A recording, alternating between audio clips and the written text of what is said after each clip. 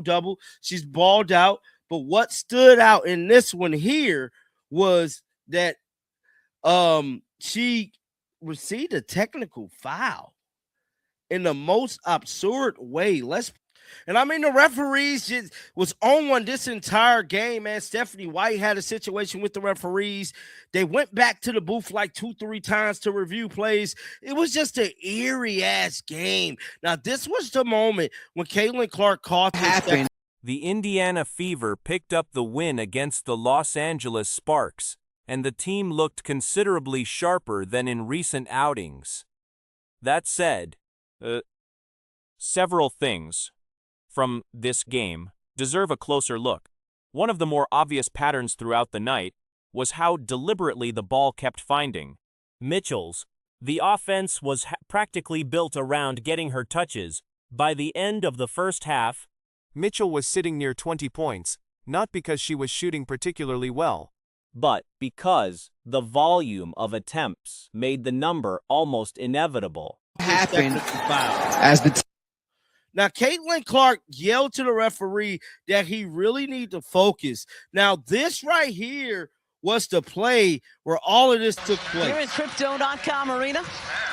So as you guys can see there, Caitlin Clark was yelling, getting in the face of the referee, clapping her hands. And I think Caitlin Clark is frustrated that, for one, she's having kind of a rough shooting night. The referees has been... She finished 8 of 15 from the field, got good looks from deep consistently, and appeared to benefit from plays drawn up specifically to free her up on the perimeter. Caitlin Clark, on the other hand, had a difficult night shooting from 3. She went 1 of 7 from beyond the arc, which was the clearest blemish on an otherwise productive performance. She opened the game strongly, putting up the team's first several points and looking like she might take the game over. But the rhythm from deep never came. What she did do well was find her way inside. Has been all over the place, especially in this game here. And for her to be receiving a technical foul is beyond me. Strictly beyond me, man. Now, this was another situation in tonight's game where Stephanie White had same referee, and for whatever reason, I believe there is some footage of this referee last year having issues with Caitlin Clark to the point she was splitting defenders, getting into the paint, and locating teammates for open looks rather than forcing the outside shot. That kind of interior game has not always been a featured part of her, and it may be something she leans on more when the 3 ball is not falling. Clark finished with 20 points and 8 assists across 28 minutes. But 5. She was consistently trying to set teammates up, running actions to pull defenders toward her before kicking out to open shooters on the perimeter. To the point where Caitlin Clark was like dancing and laughing at dude. But whatever the case may be, the WNBA need to release the referee fouls. They got to, bruh, because at this point here, this refereeing is getting so bad, bruh, so bad that it is truly affecting the damn game. Now, Caitlin Clark really got the cooking, man. She was finding her way to get in and outside the paint. Sophie Cunningham was the one consistently cutting and working to get open off those passes. The issue came when other players, Mitchell included, would drift back inside or drift toward Clark rather than holding their positions. It created a crowded, jolted feel at times. Clark has previously spoken about missing the spakening discipline she had at Iowa. And that problem showed up again here. One specific sequence illustrated exactly how Clark wants the offense to function. Paint. She was setting up plays.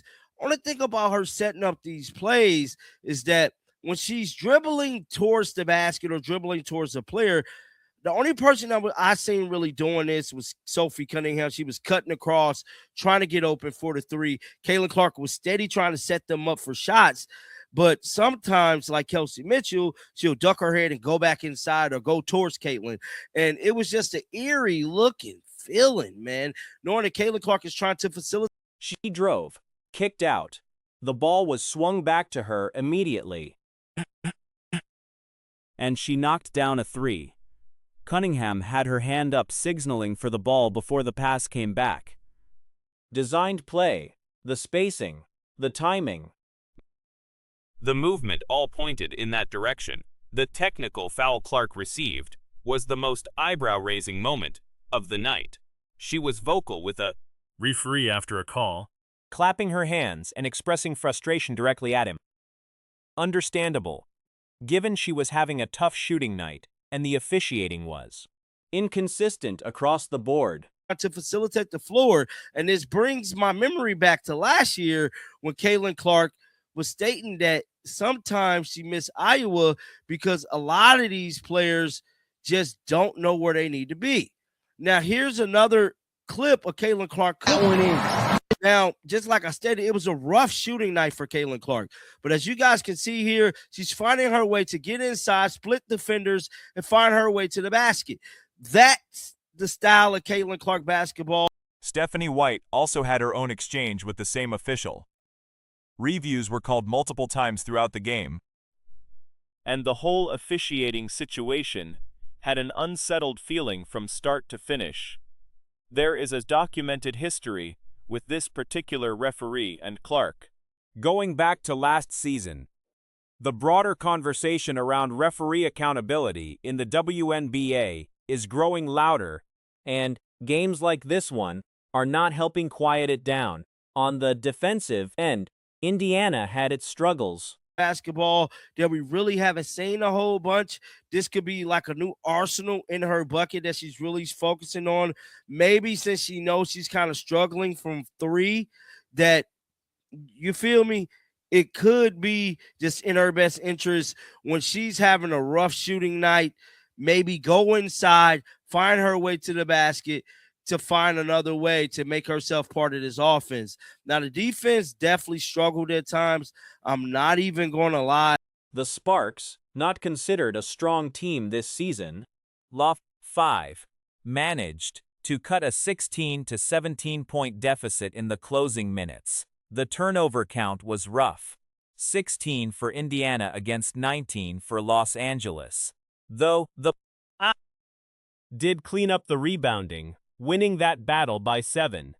The team shot 50% from the field and 87% from the free throw line, which are respectable numbers. Overall, the Fever got the result. The offense showed more life. Clark demonstrated a willingness to adapt when her primary weapon was not working, and the team controlled most of the game. I'm gonna lie, but overall, I'm happy with what I'm seeing from Caitlin Clark tonight, even though she definitely struggled from three. I'm not even going to lie to you. But just like I stated, Kelsey Mitchell had 17 points at the half, bro. And that is another reason possibly why they cannot get going. Now, Caitlin Clark was playing on the ball tonight, but she was passing the ball to Kelsey Mitchell. It's clear as day that this offense is specifically the concerns around offensive design, referee consistency, and Clark's shooting touch from deep are threads that will carry into the next game. Caitlin Clark's game inside 5 feet has quietly become one of the most lethal weapons in the WNBA right now. Despite her three-point shooting remaining inconsistent, she's been carving up defenses near the basket. Floaters, finger rolls, layups, at a rate that outpaces every other guard in the league, 0.9% clip within that range. A number that surpasses established post players like Breanna Stewart, Alyssa Thomas, and others who operate far closer to the rim as a matter of course. And then we got the second quarter, and it was like, out of there. Stop. Let's just start passing the ball around 19 times. That's neither here nor there. I can't stand that style of basketball. But as long as she's able to take off and run and be a playmaker, she's got the ball in her hand, she's able to create, she's the best player in the league. And then there's, of course, something else we're going to look at. In fact, we could start here.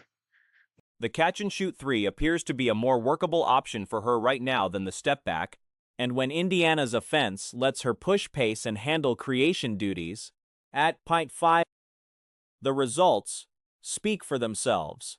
The concern lies in those stretches when the ball movement slows to a crawl and the team reverts to a slower, pass-heavy half-court set.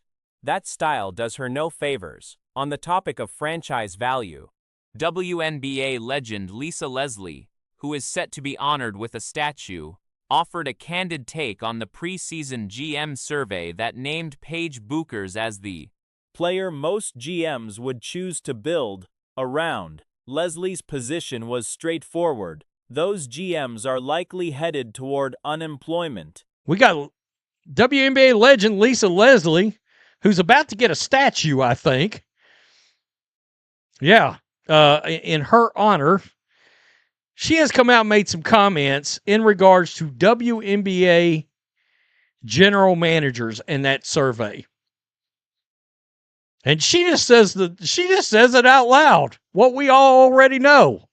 If you're a WNBA general manager and you want to start... Her reasoning centered on the business side of the sport. Clark is the only player in league history who has forced franchises to relocate games to larger arenas due to ticket demand. That kind of drawing power translates directly to revenue. General managers are ultimately judged on a new collective bargaining agreement and the arrival of million-dollar contracts. Across the league are developments tied directly to the economic wave Clark has generated. Your franchise with Paige Buchers? You're going to be in the unemployment line. You are going to be in the unemployment. You're going to be bagging groceries down at the Brookshires. You may be like, what's Brookshire? In Texas, we got a massive franchise of grocery stores down here. Brookshire's. Called Brookshire's. I was being cute. But you're going to be bagging groceries. All right? Which, hey, if that's what you need to do to make money, don't be lazy. Go make money. But you ain't going to be a W. The on-court numbers through the early portion of the season reinforce that argument. .5, and an edge in steals as well.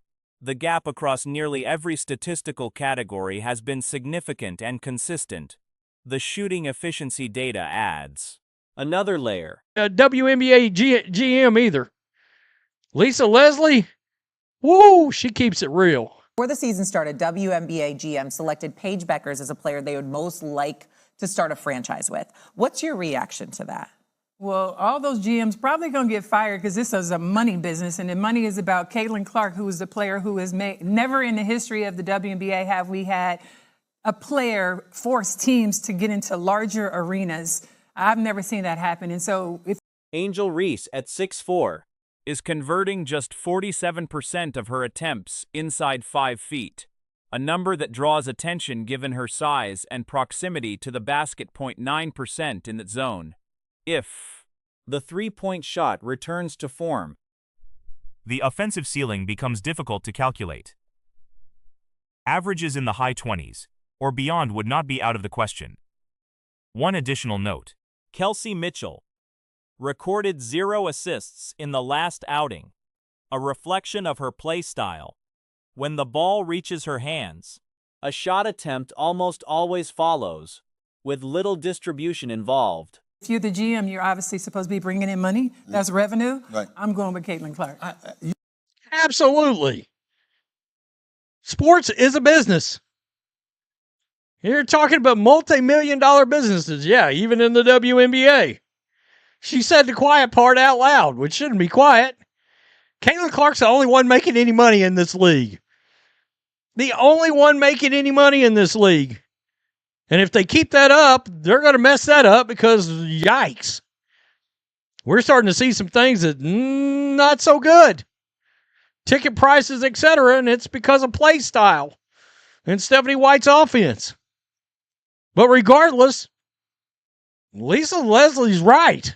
It is a business, and Caitlin Clark is the moneymaker. They just got a CBA because of Caitlin Clark. There's million-dollar players in this league And I can tell you, you watch some of them making that money, you're like, you don't deserve that.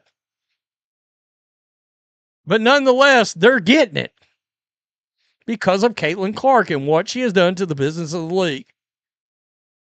Speaking of Paige Beckers, right here, Twitter will tell you the one at the top is having a subpar season and underachieving.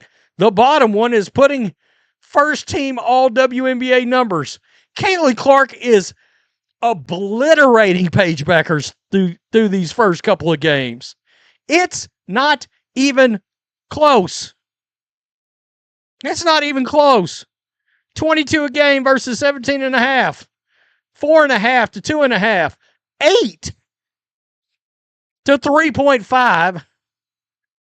And 1 steal, a whole half a steal more. Hell, Caitlin had a block last night. So, yeah, if you're a